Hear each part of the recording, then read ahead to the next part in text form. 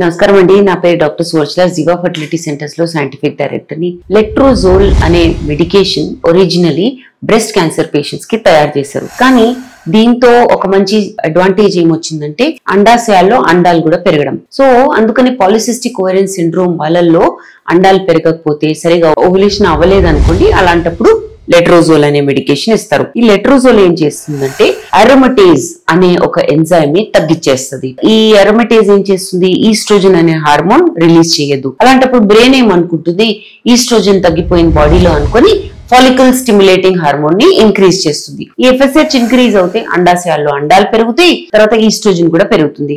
అలాంటప్పుడు అండం పెరగడము, రిలీజ్ అవ్వడం అనేది ఈజీ ఉంటుంది.